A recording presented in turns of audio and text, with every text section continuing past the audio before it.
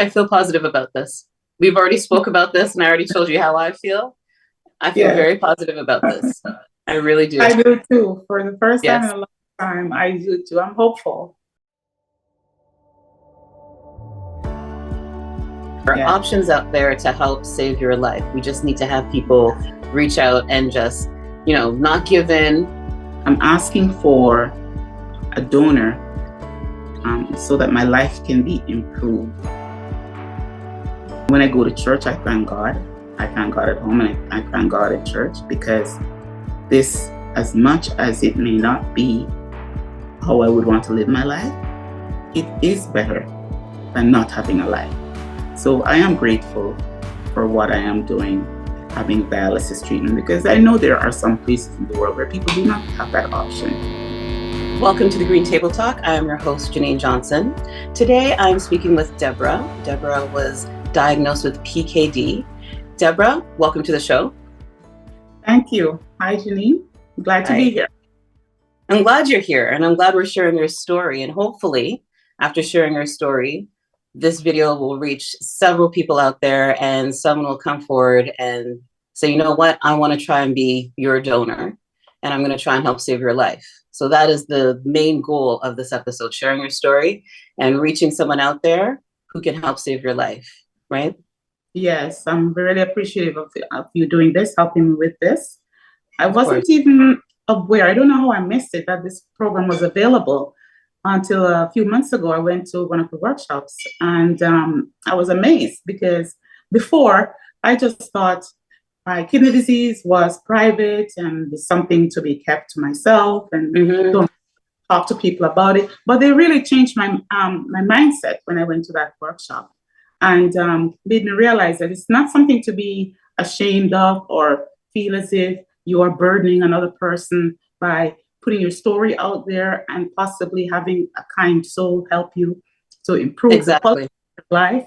But before, I had a totally different mindset. So I'm glad that I went and that changed my outlook.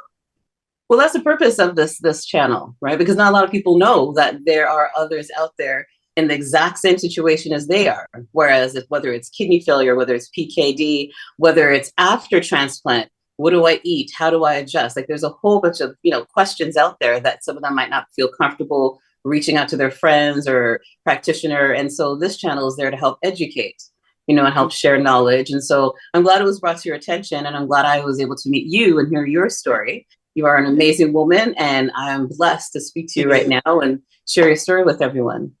So let me know about Deborah. What's Deborah like? What do you enjoy doing? Tell us, the audience, a little bit more about yourself. Okay, well, I'll start with how this whole journey began. I was diagnosed with polycystic kidneys, 2010 it was. And at the time, I had no idea there was an issue with my kidneys because no one in my family had that complaint. But I'm from a Jamaican background, so a lot of times family members will die and no one knows why.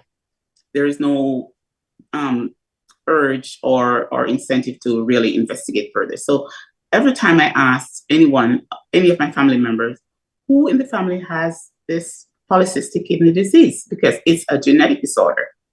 No one. The answer is always no one. So basically, I was having some pain in my flank area in my back. I went to the doctor, they did an ultrasound, and that's how I discovered that I had polycystic kidneys. It also involves my liver. I have cysts both in the liver and the kidneys. I was okay for a while, a few years. I was on blood pressure medications to manage my blood pressure, but it's a progressive disorder where your kidneys deteriorates gradually over the years. In 2017, my kidneys failed and I was taken to Sunnybrook Hospital where they started the dialysis treatment. Now, before you continue, you said your kidneys failed. What happened at that point in time? Did you feel sick? Were you feeling nauseous? What happened? That's right. I started to feel very nauseous. I started to feel very weak. I started to have shortness of breath. I couldn't bend over because my kidneys became so enlarged that I looked as if I was literally 9 months pregnant. Wow. No, Wow. exactly. So it began to press on my diaphragm, where if I bent forward, I couldn't catch my breath because it was compressing. I couldn't eat because it was compressing my stomach also. And I had all the other bowel problems because it was compressing all my organs around the abdominal area. Now you said your kidneys grew to the size of A football. Each kidney was the size of a football. Wow. So 2 footballs inside your stomach. Exactly. Wow. Yes. Wow. So when I was when I was told that I have polycystic kidneys in the initial stages, I was so devastated because previous to that, my whole life had been about activity, traveling, and exercise, and being around my family, and family gatherings, and eating large meals, and no restrictions, and doing my running, things like that. And my children, I started to feel so disheartened and hopeless because I not only had to contend with the possibility of a risk to my life, but I also had to think about the possibility of transferring this to my children. And it created I was feeling a lot of heavy guilt and just hopelessness because I felt like, what did I do to my children? Is this my legacy to them? That was how I felt in the beginning. It was a terrible feeling. I didn't want to get out of bed. I didn't want to go to work in the beginning. I felt as if I had no control over my life because this just kept getting worse and worse. My work deteriorated. I was a registered nurse working in the emergency room department. And I couldn't, they used to tease me at work saying that, slow down, because I used to walk so fast. My kids used to even tease me in the malls when we went anywhere, Mom, you're speed walking again, because that's just how I was. And this was obvious to everyone who knew me, family members, friends, colleagues, because I could barely walk for a few yards without feeling short of breath. And I looked emaciated. I actually looked physically ill. Did you feel that you didn't have anyone to speak to? Did you feel that there wasn't any resources, or you just didn't want to burden anyone with your thoughts of what you were going through at that time? My family knew, but I didn't want to speak about it to my friends in detail. For some reason, I felt that this was a private matter. And although they could look at me and see that something was physically wrong, unless they really asked me, they asked me face to face, I wouldn't answer. I wouldn't volunteer. I wouldn't volunteer anything. I wouldn't say, oh, by the way, the reason why I'm looking this way and moving this way is because I have kidney disease. If they asked me, yes, I would answer, but I wouldn't volunteer any information. And I just felt that because I'd always been healthy, I'd always been very active. So I felt almost, and it's a strange thing to feel, but I almost felt embarrassed to discuss it. Yeah. So I kept it as close to me as possible. But my manager, one day I was so exhausted and had to go to my manager and says, look, I'm not able to continue. And she did facilitate me going to the occupational health department. I did go to the occupational health department, and I was sent home. I saw my nephrologist, and I was put on short-term leave. Okay. During that time was when they started the dialysis. So I started the dialysis. Were you given different options of dialysis? They did. They offered, I could do the PD. Okay. Peritoneal dialysis. Peritoneal dialysis. But the problem with that was that my abdomen was so huge with the kidneys. Plus, I'd had multiple abdominal surgeries in the past. So it's not recommended when you have multiple abdominal surgeries. And I'd had an abdominal hernia. So that was not recommended. So that is why we ended up doing the hemodialysis. with a fistula. They created a Okay. fistula on my arm. And of course, initially, fistula was a lot of issues with that, where it was giving too much of a flow. The flow was too high, causing Okay. problems with my heart. So I had low cardiac output. So they had to do about 3 surgeries to my fistula. Eventually, it stopped working, and then it worked for about say about 3 years. The fistula worked, and I was able to do dialysis at home, which was great. I was able to do That's home good. so I didn't, my meals were not as restricted because I was doing dialysis at home, doing it often, so I could basically eat most of what I liked. But when that failed, they had to admit me to the intensive care Sunnybrook and put in the line in my neck, the emergency Okay. line. Mm-hmm. That line was only temporary, but it did create a problem where it caused a blood clot in the vein leading down to my arm here. So that line was moved to my chest, and I was on the blood thinner that the needle for about a month to help here, but it left a narrowing of the vessels. So that's why they couldn't put another fistula in on my right arm. Mm-hmm. How are you feeling at this time? Like all of this is happening. Hopeless. I was feeling sad. I was feeling hopeless. I was feeling I'm going to die because I walked in to get the fistula corrected, and I ended up in intensive care that same day because the fistula, there were so many issues that I lost a lot of blood during the mini treatment that they were trying to flush it with clot busters. That's scary, Deborah. That is very scary. It was very scary. And my whole family, of course, were very, very frightened. Mm-hmm. So that wasn't even as frightening as when I went to Toronto General and they had to take out my kidneys. A doctor there, he's retired now, I think his name is Dr. Rubinoff, and he had a hard time, he said, getting them out because they were stuck under my rib cage and the pelvic area. They were so huge, they had a hard time pulling them out. So I lost a lot of blood there and had to be transfused. And that pain was excruciating. I would never wish that on anyone. I've never felt pain like that before. And the problem with that is that I'm allergic to almost all the opioids. They have to give me Benadryl before I get any pain medication. So that was an issue right there. But my family persevered.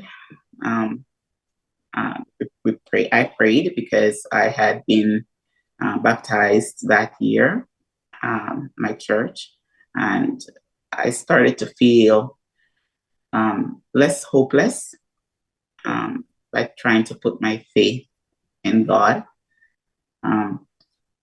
Wasn't always successful in diverting that feeling of hopelessness, but it did help.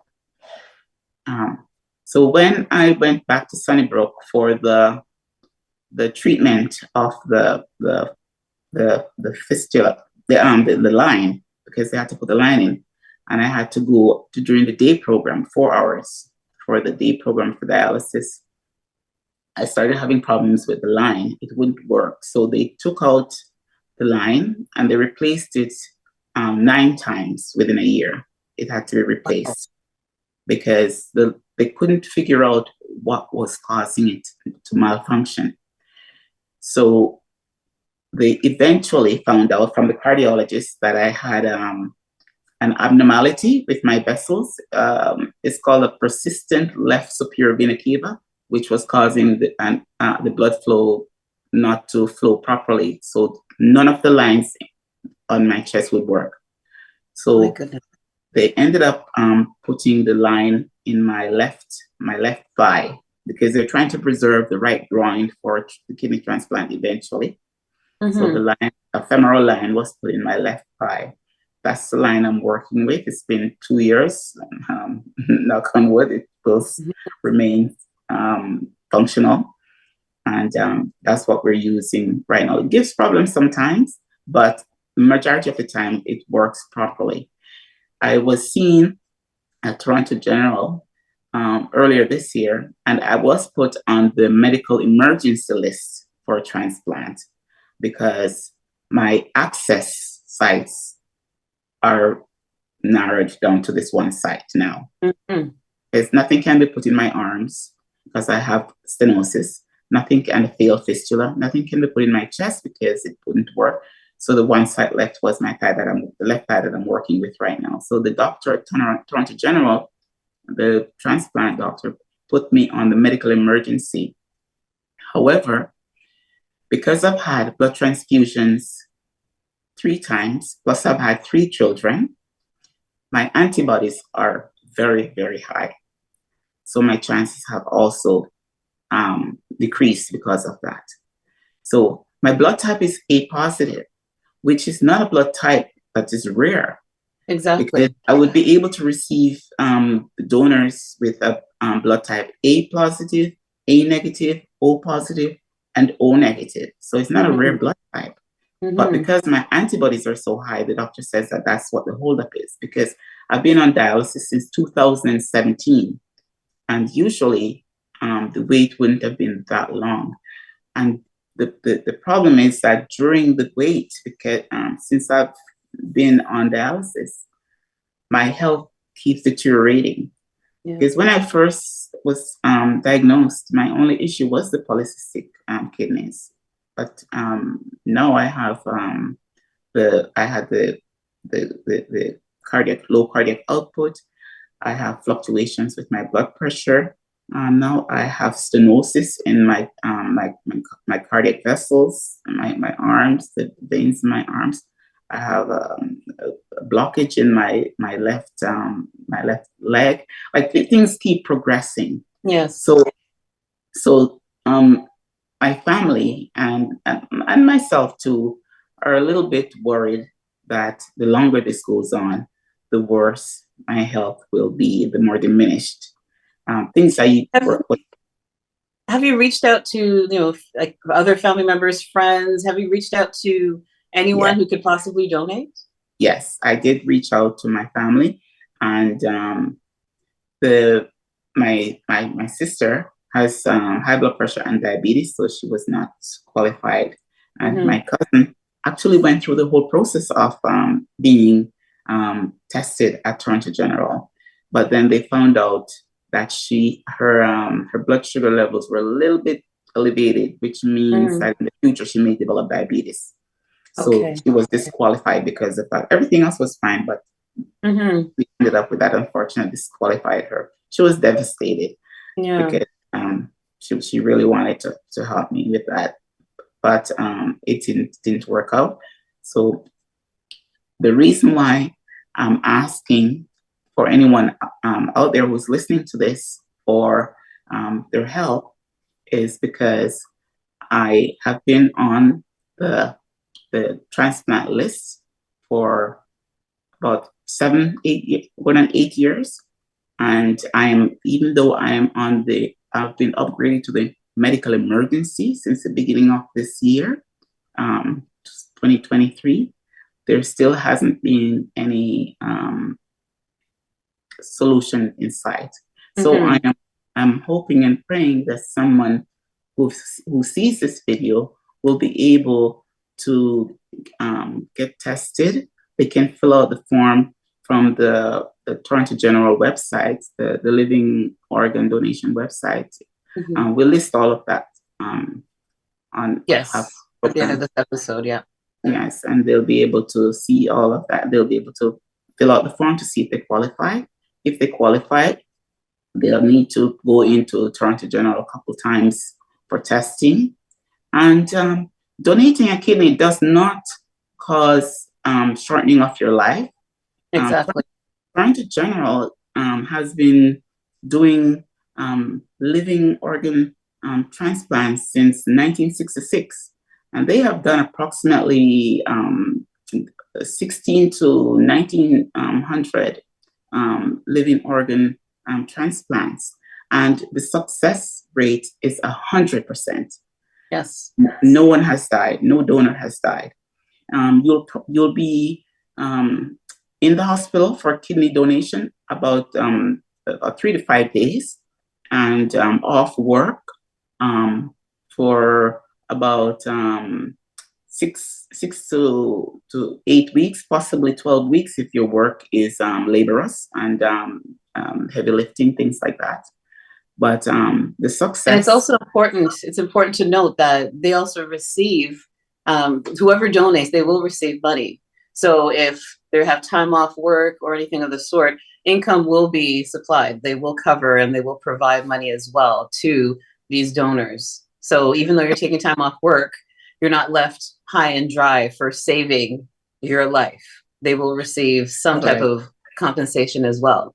And when they go to the website, they have to specify that they want to donate specifically to you, Deborah Watson. Because if you just go and you fill out the forms and you say you just want to donate, then they'll be up to donate whoever is next on the list, or they'll just randomly chosen to donate to whomever needs it.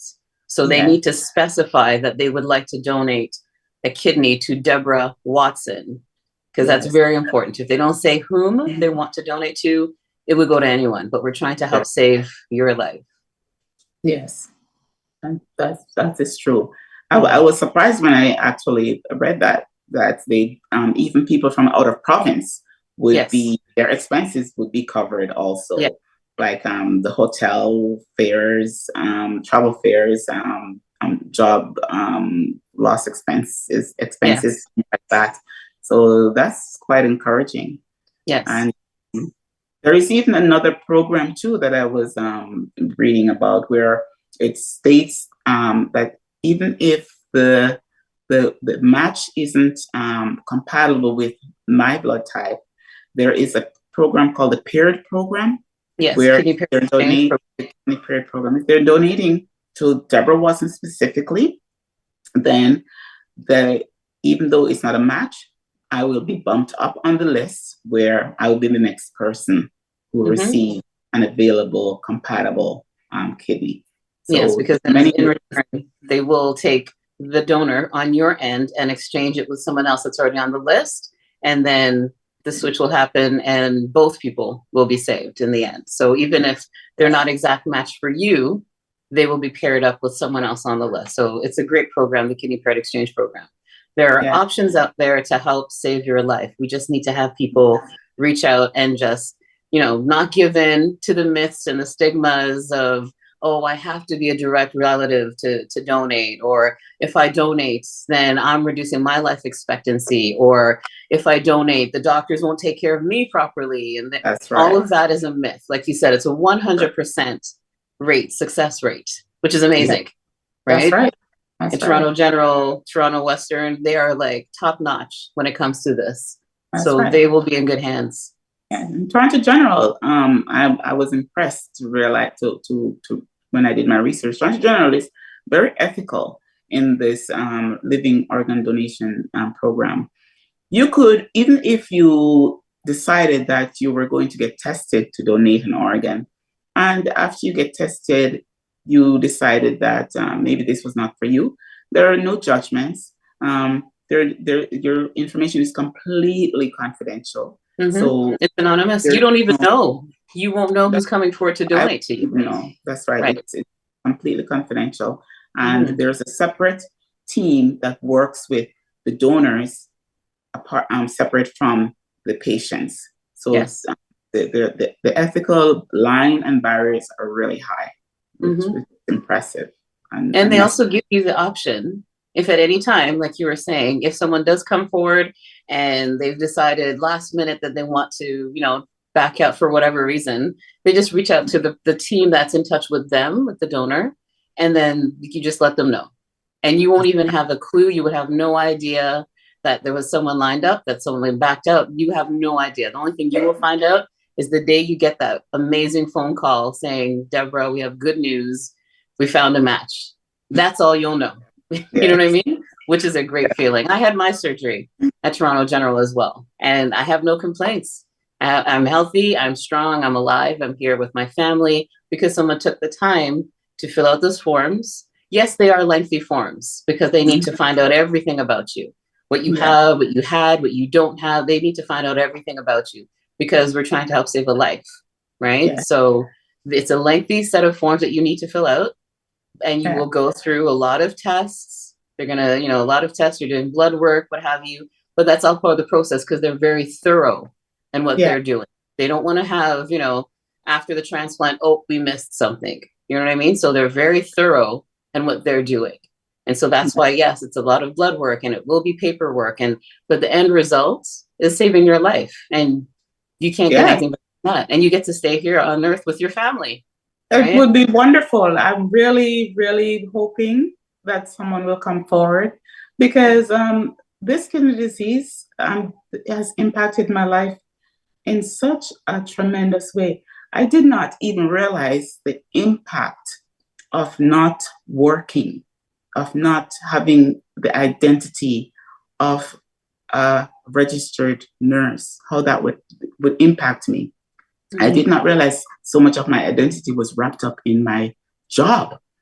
Yes. I mean, when I was told by the occupational health doctor at my work that Deborah, you will no longer be able to work. You will have to go on long-term disability.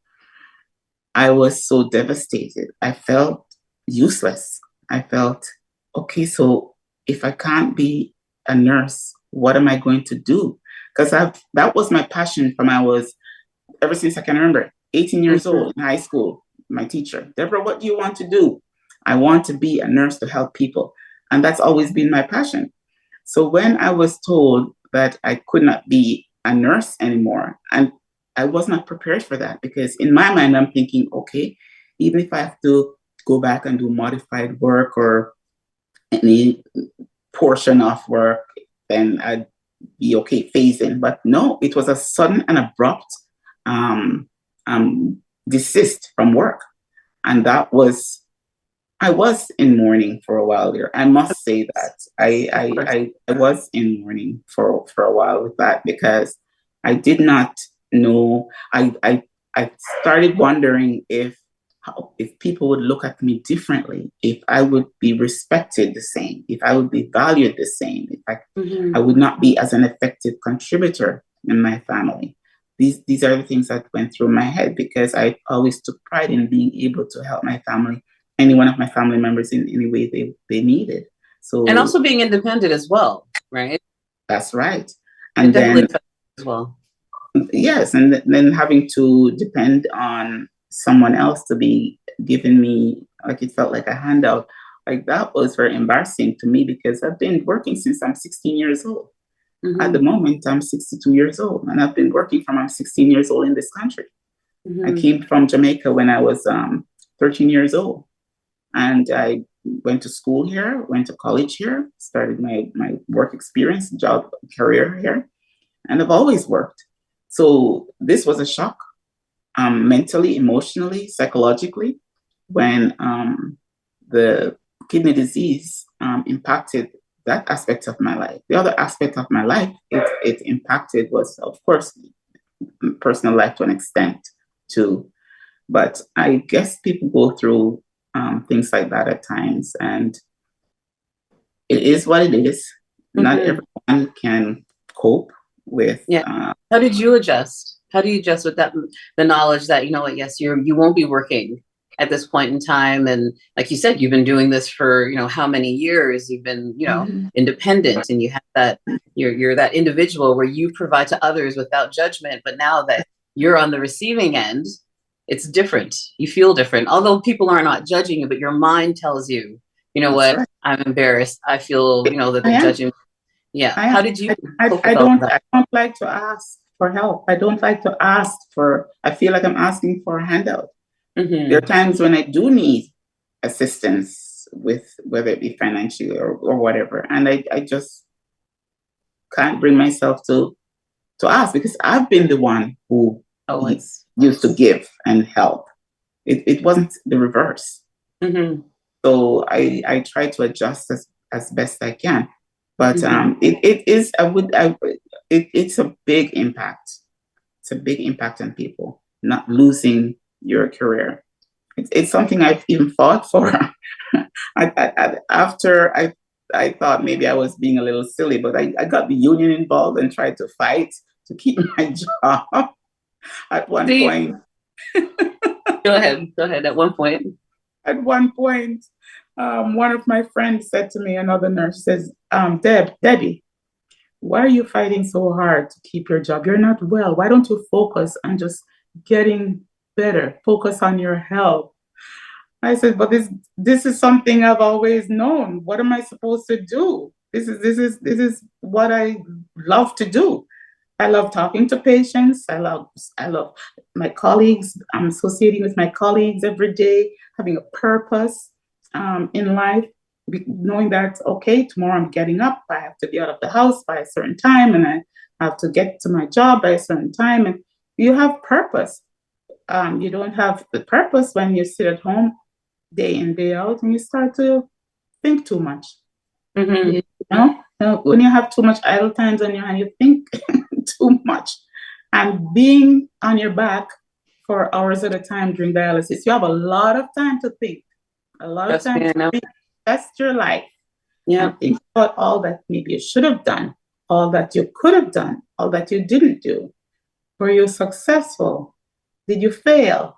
These kind of things. So it, I felt diminished.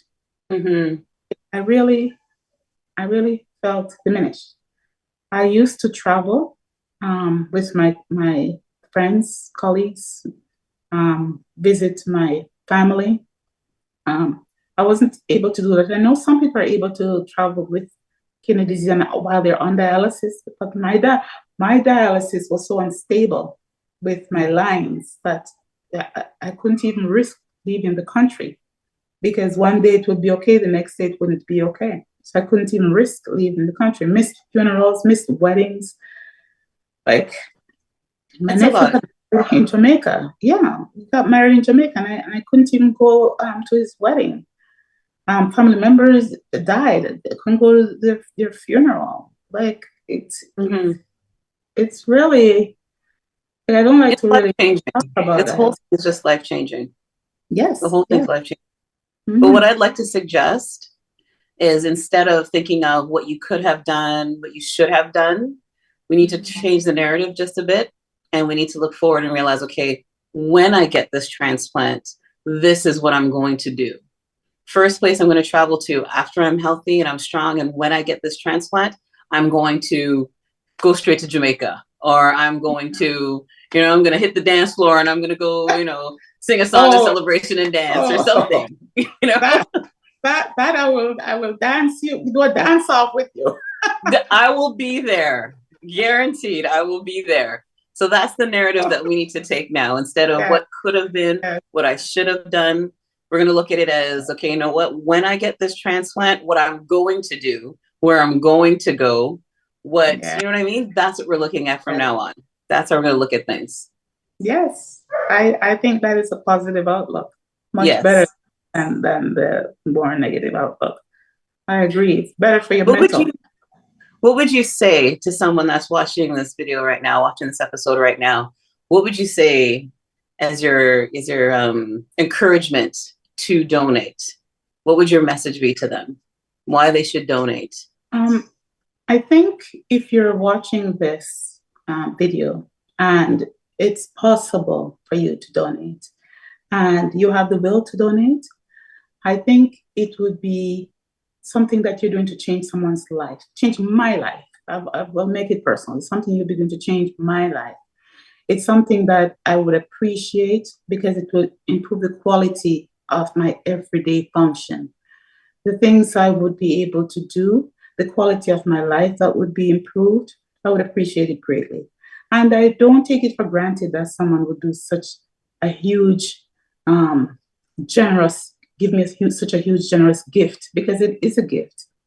And I would thank God for that person because I know that for you to do that, you would have to think that the impact that you're having on another human being, and the fact that another human being life could be extended. My life could be extended because of your generosity. It would not impact your lifespan because every individual can live with one kidney. And the surgery at Toronto General is 100%. The donor surgery is 100% safe. 100% effectiveness they've had since 1966. They've been doing this. They're the largest hospital in the world to be doing organ transplants, and they're very successful at it. So don't feel that you would be diminishing the quality of your life or diminishing your health status, because you won't be. And what you're doing would be a God's gift to another person, my life and my well-being. And I would appreciate it very much. Couldn't have said it better myself. Perfect. And also it affects your family as well, because they get to have you in their lives for an extended amount of time as well. So it affects you and your family and friends around you. Yes, it would.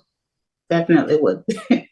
Because you'll have the tendency, if after dialysis, most of the time you don't feel energetic, you feel weak, you feel tired, and you feel shaky, and you don't feel like eating, and you just feel like lying down and trying to recuperate the day of dialysis. Mm-hmm. And then by the time you start feeling a little bit better, it's time for dialysis again. So that's a cycle of dialysis. Mm-hmm. So yes, friends and family may call and say, let's do this, or can you do this? And you may want to go, and you may intend to go, but depending on how dialysis impacts you that day, you may not be able to go. So those are some of the things that can be impactful with dialysis. And those are some of the things that would change with kidney transplant. But someone taking the time to get tested and try to become your donor, your living donor. Yes. And remember, I think I mentioned before that there's the website at Toronto General for the living organ donor that you can fill out the form. And if you do need to get in touch with me to ask any questions, I also have an email address that I will also make available to you. So there are many ways that you can get information, added information if you need it. Deborah, I feel positive about this.